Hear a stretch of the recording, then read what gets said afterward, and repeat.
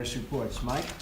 Thank you, Mr. President, and just the greatest privilege of my life is to serve as Vice President to a President who's keeping his word to the American people and assembling a team that's bringing real change, real prosperity, real strength back to our nation. Thank you, Mike. Mr. President, it's great to be here and celebrate this group. We are receiving, as you know, I'm not sure the rest of you fully understand the support with law enforcement all over America. They have been very frustrated. They are so thrilled that we have a new idea that we're going to support them and work together to properly, lawfully fight the rising crime that we're seeing. It's an honor to be able to serve you in that regard. You set the exact right message, and it's being responded. The response is fabulous around the country. Great success, including MS-13. They're being thrown out in record numbers and rapidly, and they're being depleted. They'll all be gone pretty soon. So you're right, Jeff. Thank you very much. Alex? Mr. President, I'm privileged to be here, deeply honored, and I want to thank you for keeping your commitment to the American workers. This week is a full schedule for you, focusing on the American worker. We're very excited at the Department of Labor, and the apprenticeship program that you're going to be announcing, I think, is going to make a real difference. So thank you. Thank you, and congratulations. Thank you. Mr. President, honored to be on the team. This last week I had the great privilege to represent America at China at the Green Energy Ministerial. Good timing. They needed to hear why America was stepping away from the Paris Accord, and they did, and that America is not stepping back, but we're stepping into place and sending some messages that we're still going to be leaders in the world when it comes to the climate, but we're not going to be held hostage to some executive order that was ill thought out. So my hat's off to you for taking that stand and for sending a clear message around the world that America is going to continue to lead in the area of energy. Thank you, Rick. Thank you. Thank you, Mr. President. It's a new day at the United Nations. You know, we now have a very strong voice.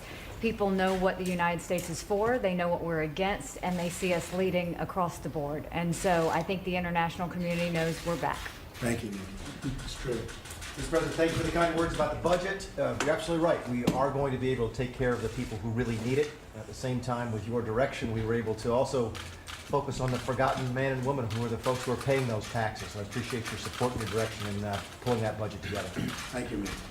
Good morning, Mr. President. It's good to be back in the United States. I actually arrived back this morning at 1 o'clock from Italy, and the G7 summit focused on the environment. And our message there was the United States is going to be focused on growth and protecting the environment. It was received well. Good job. Good morning, Mr. President. The intelligence community has never faced such a diversity of threats to our country in our lifetimes. We have men and women who are working 24/7, 7 days a week to make sure that we are on top of all these threats. It's a joy to be working with the people that I have inherited, and we are going to continue to provide you with the very best intelligence we can so you can formulate policies to deal with these issues. Thank you, Jim. Mr. President, it's a privilege to serve the students of this country, and to work to ensure that every child has an equal opportunity to get a great education and therefore a great future. Thank you, Vince. President, what an incredible honor it is to lead the Department of Health and Human Services at this pivotal time under your leadership. I can't thank you enough for the privilege that you've given me and the leadership that you've shown. Seems like there's an international flair to the messages that are being delivered. I had the opportunity to represent the United States at the G20 Health Summit in Berlin and at the World Health Assembly in Geneva, and I can't tell you how excited and enthusiastic folks are about the United States leadership as it relates to global health security. Thank you. Mr. President, as your seal on your staff, That's true. and it's an honor to be your steward of our public lands and the generator of energy dominance. I am deeply honored, and I am committed and optimistic that we can be both great stewards and be the world's largest producer of energy. And you can do both. Thank you very much. Thanks. Rex? Mr. President, thank you for the honor to serve the country. It's a great privilege you've given me. Clearly, we are engaged with our allies to ensure that they know where our common interests lie, what our expectations are, that America will continue to be a leader, but they must do more. They must meet their obligations both from a national security standpoint, but also for creating conditions of stability, prosperity, and for our adversaries. We are engaging and will engage, but they have to know that we will be engaging from a position of strength to protect America's national interest, and we expect to make progress on resolving some of these differences.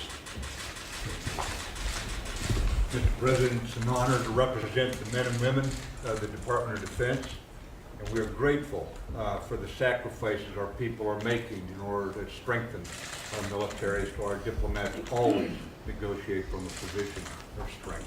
Thank you. Thank you. President, thank you for the opportunity to help fix the trade deficit and other things. The other countries are gradually getting used to the fact that the free rides are somewhat over with.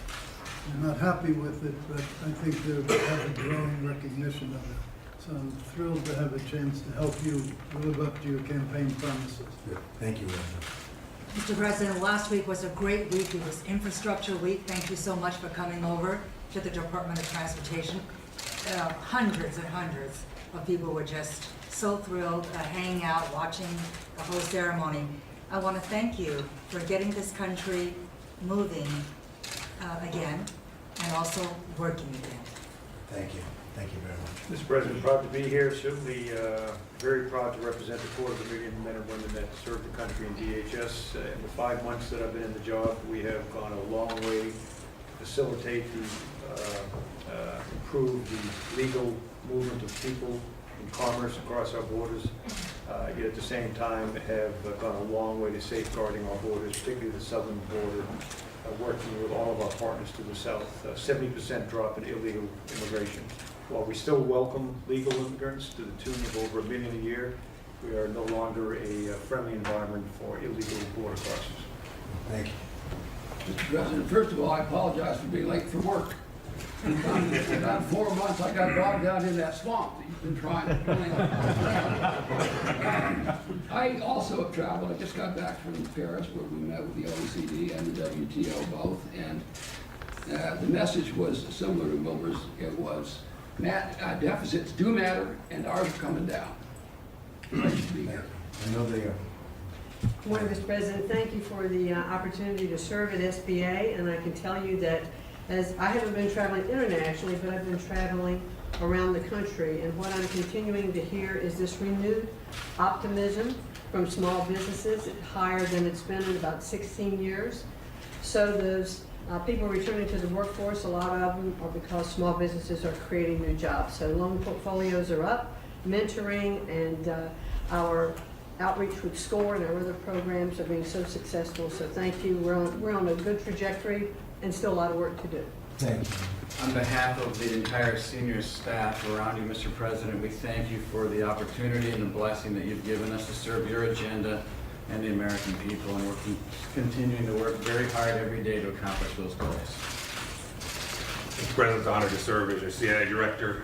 It's an incredible privilege to lead the men and women who are providing intelligence so that we can do the national security mission. And in the finest tradition of the CIA, I'm not going to say a damn thing in front of the media.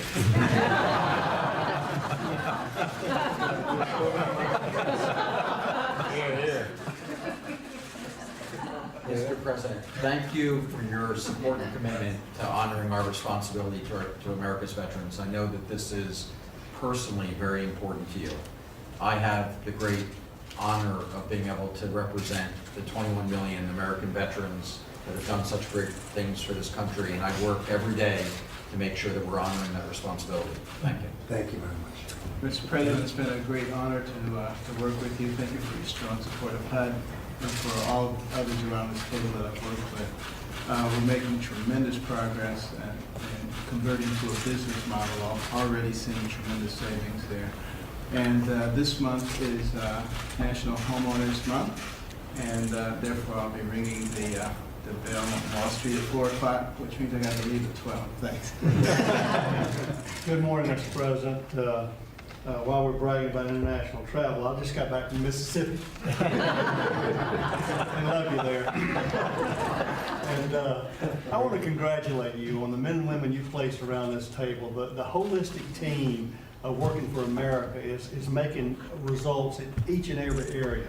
Working with Secretary Ross and Ambassador Lighthouse and Secretary Mnuchin and Tom Price and Scott Pruitt. This is a team you've assembled that's working hand in glove for the betterment of America. And I want to thank you for that. These are great team members, and we're on your team. Thank you, sir. Thank you. Thank you, Mr. President. It was a great honor traveling with you around the country for the last year, and an even greater honor to be here serving in your cabinet. On behalf of everybody at the Treasury, I can assure you we are focused on creating sustained economic